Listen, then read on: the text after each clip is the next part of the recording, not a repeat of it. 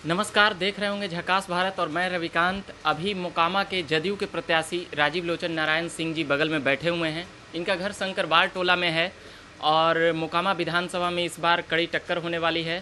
सामने आरजेडी से अनंत सिंह हैं, कभी वो भी जदयू से लड़ा करते थे। अभी हम पूछते हैं राजीव लोचन जी से कि मोकामा के बारे में कुछ थोड़ा सा आगे आ जाइएगा। क्या लग रहा है इस बार विधानसभा में जिस प्रकार से जदयू के कैंडिडेट आपको बनाया गया है, तो उसको लेकर कैसा महसूस कर रहे हैं?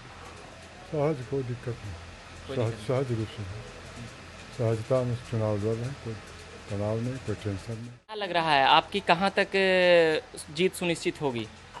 जीत सुनिश्चित जनता के हाथ में।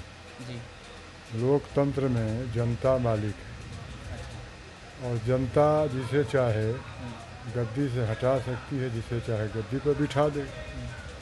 और जनता का समर्थन मिल रहा है, जनता में जो उत्साह देख रहे हैं, इसी ये सबसे बड़ा पैमाना जीत का है। मतलब जनता जब आप घूमते होंगे तो आपके पक्ष में ज़्यादा दिख रही है या? भरपूर दिख रही है, बहुत उत्साह के साथ दिख रही है, बड़ा हृदय से मिलती है, समर्थन करती है और बात करती मतलब लोग क्या कह रहे हैं कि इस बार वही रहेंगे जो निर्दलीय जीते हैं या फिर आप आएंगे? है। उनका तो कहना है कि परिवर्तन करना है, तो जनता बोल रही है, तो जनता जो बोल रही है तो उसी को न मानना पड़ेगा। मोकामा में शुरू से ही बाहुबलियों का एक दौर रहा है, उसको आप किस हिसाब से देखते हैं? इसे बाहुबलियों का दौर रहा है तो उससे देखिए, समय परिवर्तनशील है जी। और अब व्यक्ति का भी सोच बदलता है।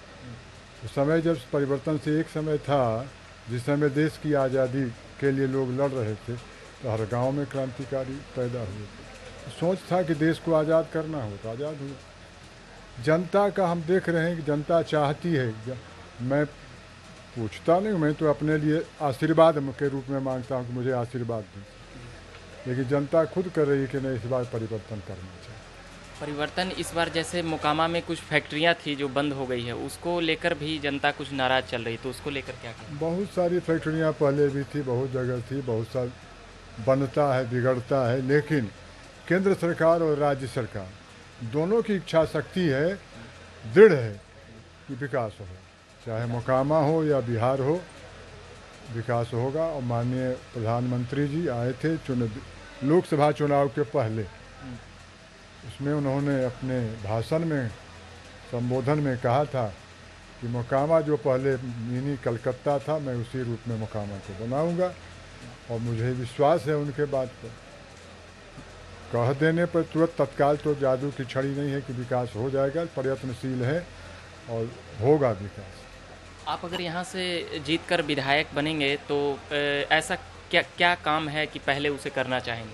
पहला स्वास्थ्य का है, स्वास्थ्य का, क्योंकि सबसे मूलभूत समस्या स्वास्थ्य का है और इसके लिए मैंने संघर्ष भी किया है। तो यहाँ नाजरेथ हॉस्पिटल था, खूब अच्छा चलता था, बंद हुआ, लेकिन संघर्ष किए, सब लोगों से मिले जुले, तो परिश्रम किया, तो फिर से स्थिति सुधरी। और फिर केंद्र की, राज्य की सरकार की भी इच्छा थी, माननीय सांसद हमारे ललन बाबू ने की भी इच्छा शक्ति थी, उनके सामने भी स्वास्थ्य के बारे में कहा गया था, जिसमें ट्रामा सेंटर का शिलान्यास हुआ और काम हो रहा है। मगर स्वास्थ्य के क्षेत्र में, शिक्षा के क्षेत्र में और यहाँ क्या कुछ सुधार होना चाहिए? जैसे सरकारी विद्यालयों में अभी जब पब्लिक में घूम रहे थे तो वो लोग कह रहे थे कि सरकारी विद्यालयों में उतनी अच्छी व्यवस्था नहीं है, शिक्षक नहीं है। इसे शिक्षक नहीं, ऐसी बात नहीं है, शिक्षक हैं, हम भी पढ़ाना सरकारी स्कूल में नहीं चाहते, अधिक पैसा दे करके प्राइवेट स्कूल में पढ़ा लेते हैं। अगर गार्जियन लोग ध्यान देना शुरू कर दें तो स्वाभाविक है हर स्कूल, हर शिक्षण संस्थान सुधरना शुरू हो जाएगा, पढ़ाई शुरू हो जाएगी। सब कुछ सरकार के भरोसे ही हम छोड़ दें तो ये काम नहीं होता है। अपना भी काम है देखना, जैसे स्कूल हो, कहीं किसी चीज़ का निर्माण हो रहा हो, कोई भी काम हो रहा, तो हम जनता का भी ये काम है कि उस पर निगरानी रखें, भयभीत होने की बात नहीं।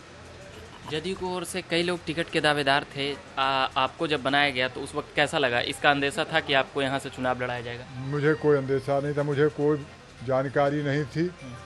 मुझे अगर जानकारी भी हुई, लोगों ने बताया कि आपको टिकट मिल गया है, मैंने कहा कि जिसे आपको पता है उसे मुझे पता है, अच्छा, मुझको भी कोई पता नहीं। कोई सबसे पहले कहाँ से जानकारी मिला कि टिकट, अखबार, टीवी या कुछ लोग? लोग व्हाट्सएप पर क्या क्या करके बता रहे थे, फ़ोन आ रहा था कि टिकट मिल गया, टिकट मिल गया। मैंने कहा जैसे आप जान रहे हैं वैसे मैं भी जान रहा हूँ, इसलिए अभी मैं कुछ उस पर नहीं कह सकता हूँ। जब तक कहीं से कुछ हो नहीं जाए, कहीं मैंने आवेदन नहीं दिया, कहीं मैंने प्रयास नहीं किया, तो आप कहाँ से हवा चली है मुझे पता नहीं। आप इससे पहले किस पार्टी में थे, जैसे कि बीजेपी या जदयू? नहीं, पहले मैं भारतीय जनता पार्टी में था। मेरे पिताजी जनसंघ के समय से ही इससे जुड़े थे और 1967 में वो चुनाव भी लड़े थे दीपक छाप पर, और वही संस्कार बना हुआ था। 40 वर्षों से मैं भारतीय जनता पार्टी से जुड़ा था और एनडीए गठबंधन हुआ। माननीय नीतीश जी से मेरा पारिवारिक संबंध, मतलब पहले से चिन्ह पहचान अच्छा होगा। बहुत, मेरे पिताजी को बहुत स्नेह देते थे और मेरे पिताजी भी बड़ा उनको स्नेह करते थे, इसी नाते हमारा पारिवारिक संबंध। तो इस बार क्या लग रहा है, जदयू हावी है? जदयू हावी बने, जदयू हावी काम। जदयू जीत रही है या फिर पिछले बार जैसे वो निर्दलीय जीत गए थे, तो इसी कारण? नहीं, हम तो जनता का जो उत्साह देख रहे हैं, जी, ये तो जदयू जीत रही है, जदयू। जदयू जीतेगी। चलिए, मैं और भी बातें करूंगा, अभी के लिए फ़िलहाल इतना ही कहूँगा। कई जगहों पर गया हूँ और कई उम्मीदवारों से बात किया हूँ, उसमें ये राजीव लोचन जी हैं मोकामा के, शंकरबाड़ टोला, शंकरबाड़ ही टोला है ना, शंकरबाड़ टोला।